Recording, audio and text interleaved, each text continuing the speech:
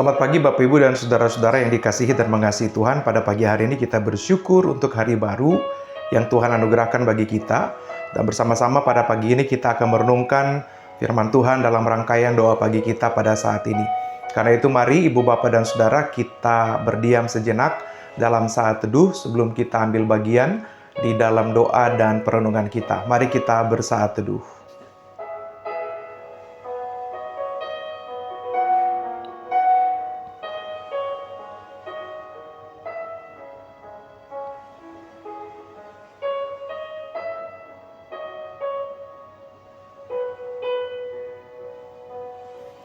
Pagi ini kami bangun dalam rasa syukur dan terima kasih karena kemurahan Tuhan yang memungkinkan kami dapat menjalani dan menikmati hidup dengan baik.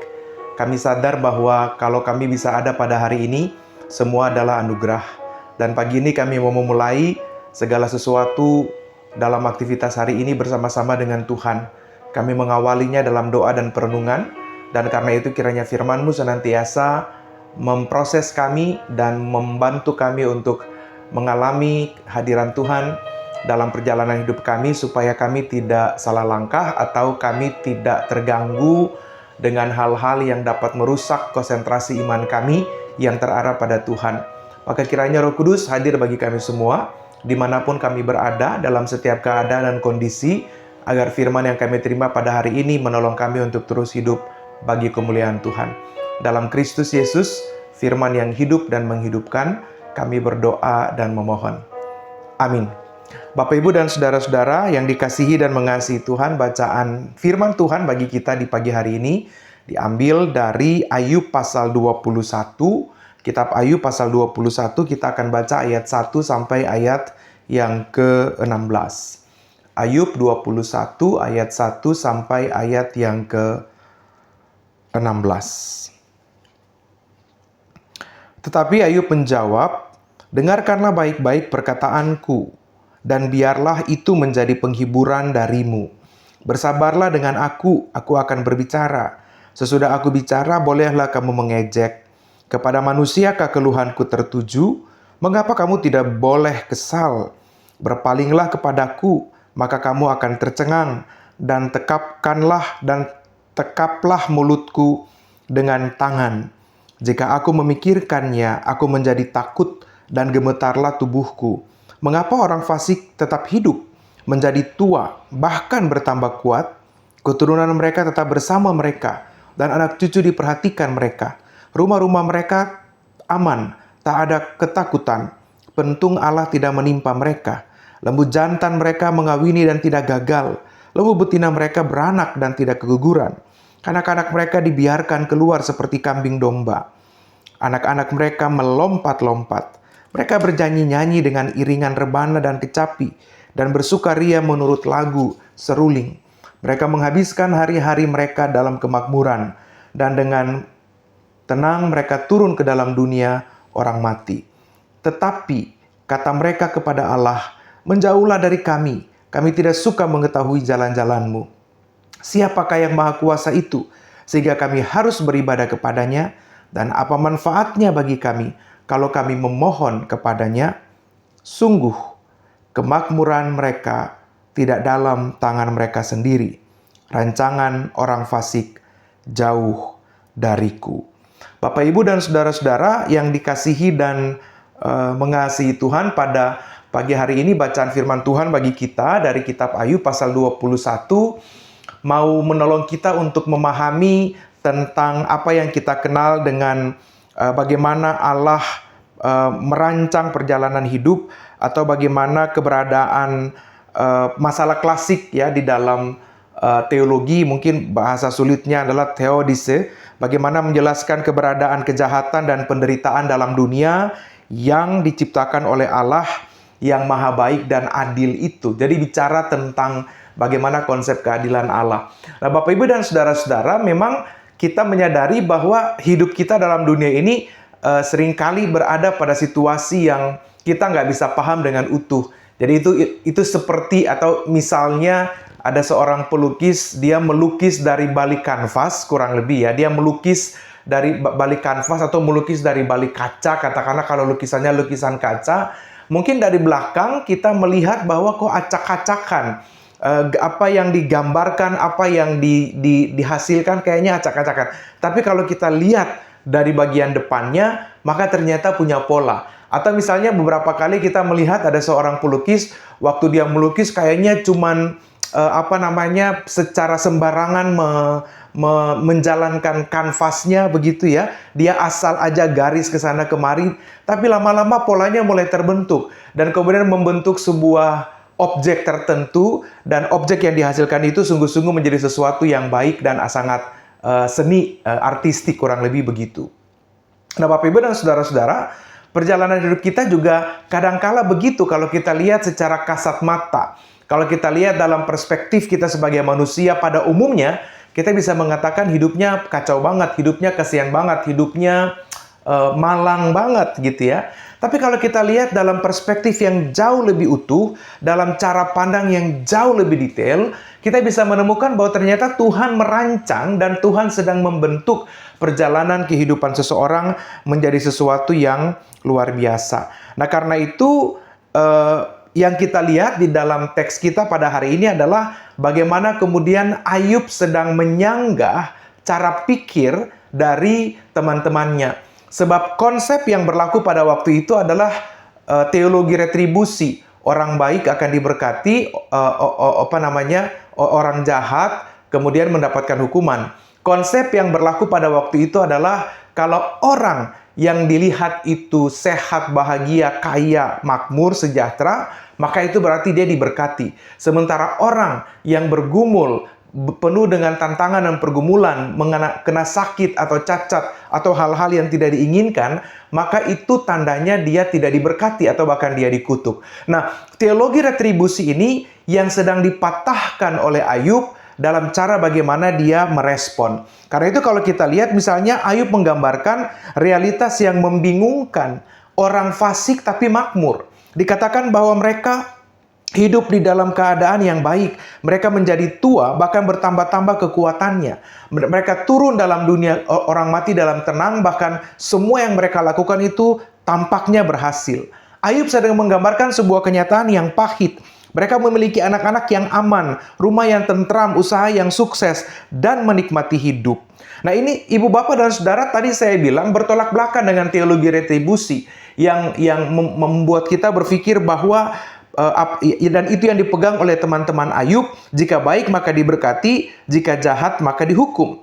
Ya, bahkan dikatakan bahwa orang-orang fasik ini menyuruh Allah pergi dan berkata, "Enyahlah dari kami." Mereka bahkan menolak kehadiran Tuhan dalam hidup, tapi hidup mereka tampak menyenangkan, tampak menjadi sesuatu yang diinginkan oleh banyak orang pada umumnya. Nah, Bapak Ibu dan saudara-saudara, inilah ironi spiritual kita yang membuat banyak orang kemudian menjadi goyah dalam kehidupan beriman. Nah, namun yang menarik Ibu Bapak dan Saudara, Ayub mau mengatakan bahwa kebahagiaan mereka bukan bergantung pada tangan mereka sendiri, dan rancangan orang fasik itu jauh daripada apa yang Ayub pikirkan. Ayub tidak mengagumi, menginginkan jalannya orang fasik. Ia hanya sedang berjuang untuk memahami misteri keadilan Tuhan. Ayub tetap memegang integritas rohaninya, walaupun dalam kebingungan yang besar. Ia mengerti bahwa Tuhan itu baik, tapi ia juga sedang memproses kebaikan dan keadilan Tuhan dalam pengalamannya sendiri, dibandingkan dengan cara pikir teman-teman dan orang-orang Yahudi pada umumnya. Bahwa kalau orang yang sakit, yang cacat, yang bergumul, yang miskin, atau yang ada pada tantangan-tantangan kehidupan, berarti mereka nggak diberkati oleh Allah. Sementara orang-orang yang menyenangkan hidupnya, yang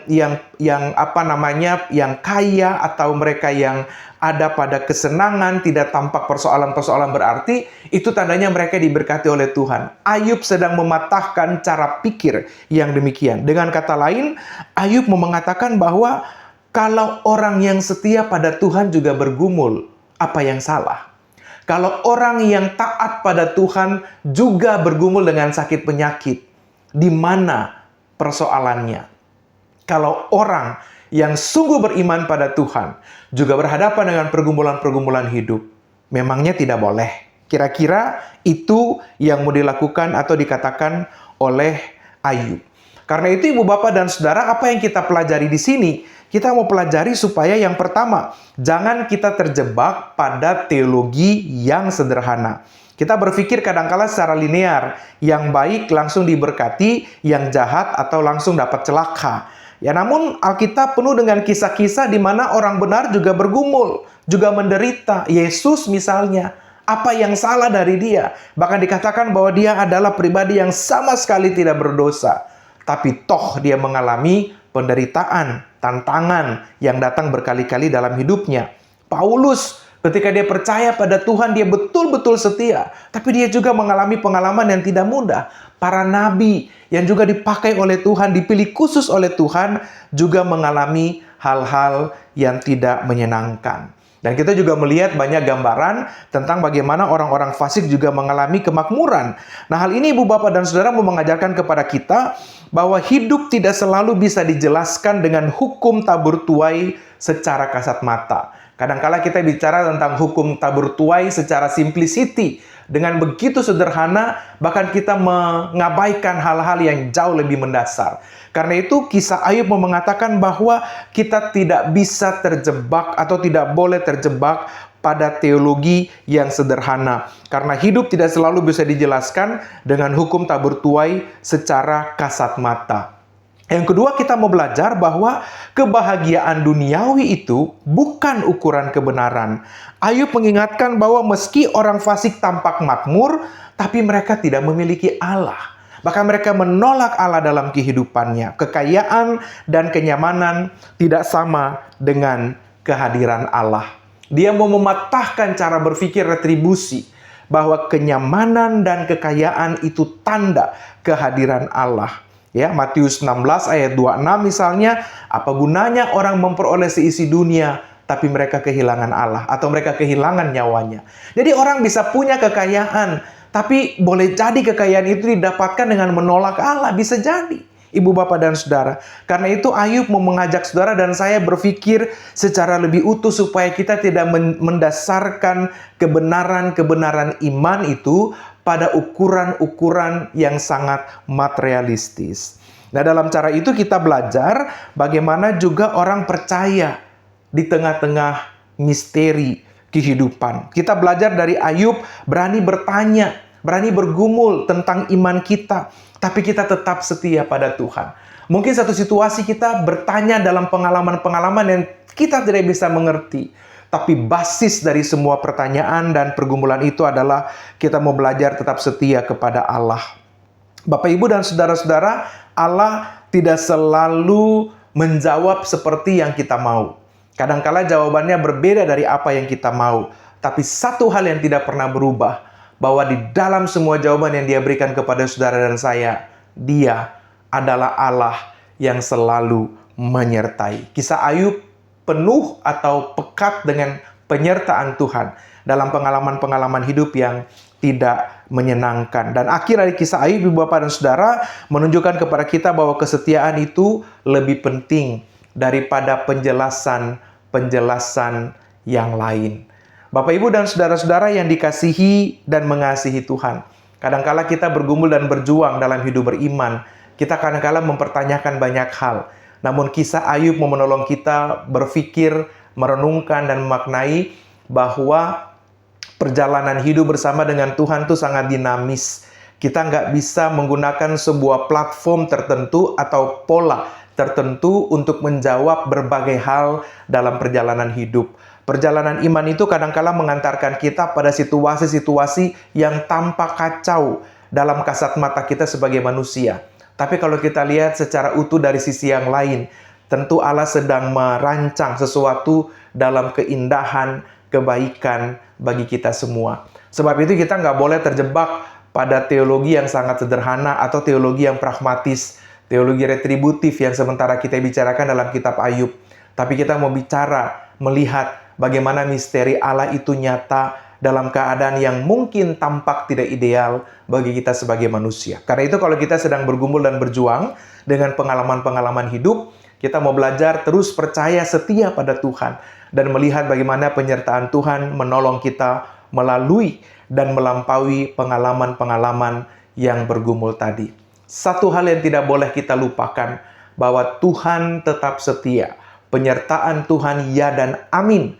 Bagaimanapun perjalanan hidup saudara dan saya tempuh.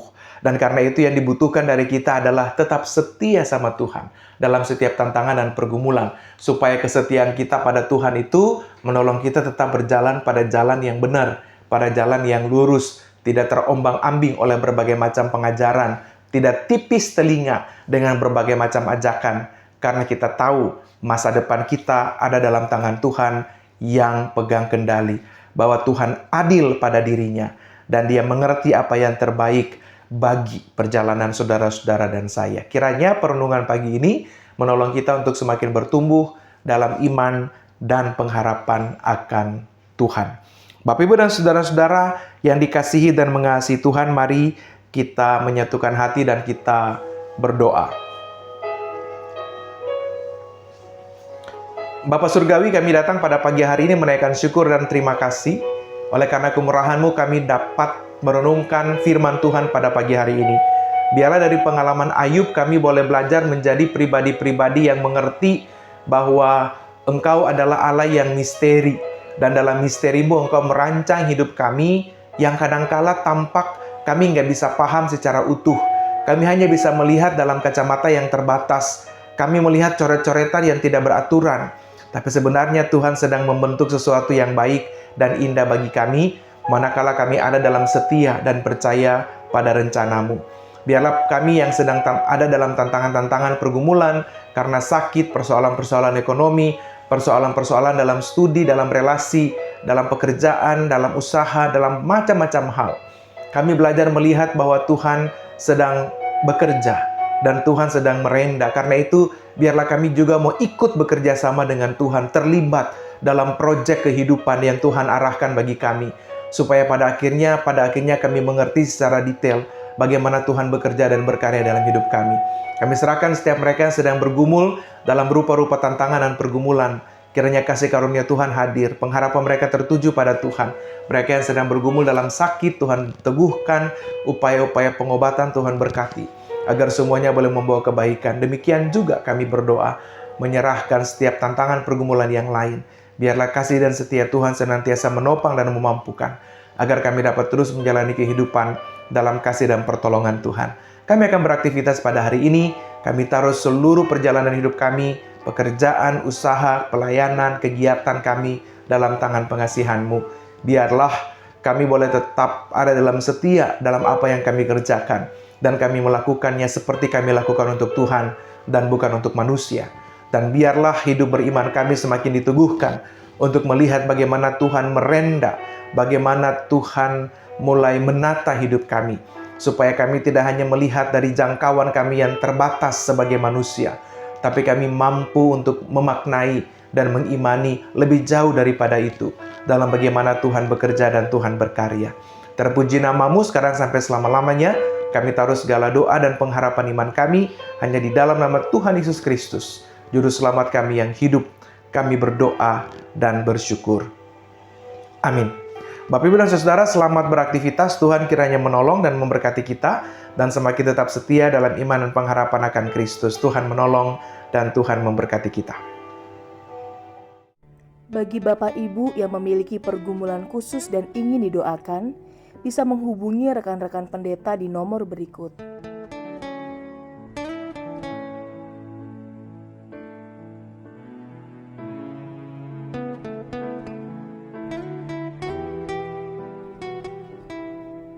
Tuhan Yesus memberkati.